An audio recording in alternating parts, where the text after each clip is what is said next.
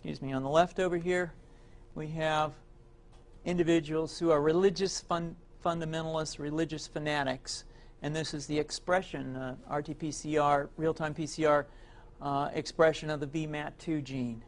Over here, we have individuals.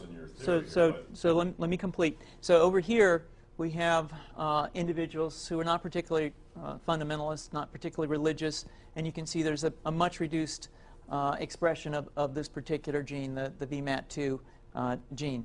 Another evidence that supports our hypothesis for the development of this approach.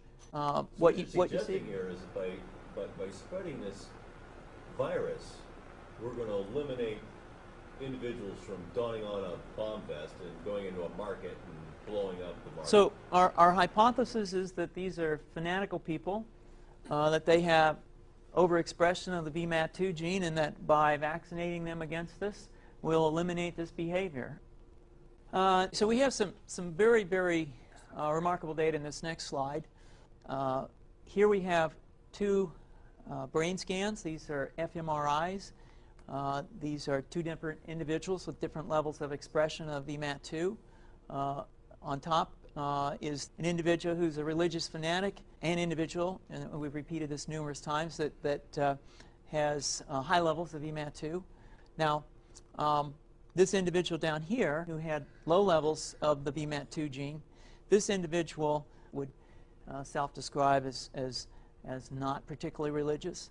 In each case, these individuals were read a religious text. This individual lit up the right middle frontal gyrus, shown here, and that's a part of the brain that's associated with theory of mind. It's a part of the brain that has to do with intents and beliefs and desires. In contrast, in marked contrast, here's an individual who would not particularly self-describe as religious, and when they're read a religious text, what you see is that this part of the brain called the anterior insula lights up. This is a part of the brain that's associated with disgust or displeasure on hearing something. So you're suggesting I take a CT scan with me when I'm evaluating people to determine whether I put a bullet in their head?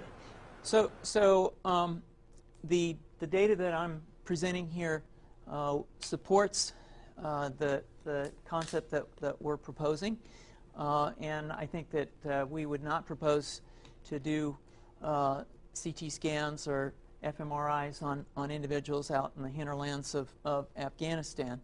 The virus would immunize against this VMAT2 gene, and that would have the effect that you see here, which is it's essentially to turn a fanatic into a normal person. And we think that will have major effects in the Middle East. How would you suggest that this is going to be dispersed? Aerosol? Well, so the present plan and the tests that we've done so far have used respiratory viruses, such as flu or rhinoviruses, and we believe that that's a satisfactory way to get the exposure of the largest part of the population. Most of us, of course, have been exposed to both of those viruses, and we're quite confident that this will be a very successful approach. This is fascinating. What's the name of this proposal? Yeah, so the name of this project is Funvax, which is the vaccine for religious fundamentalism. And you have a proposal already? The proposal has just been submitted, and I think that the data that I have shown you today would support the development of this project, and we think it has great promise.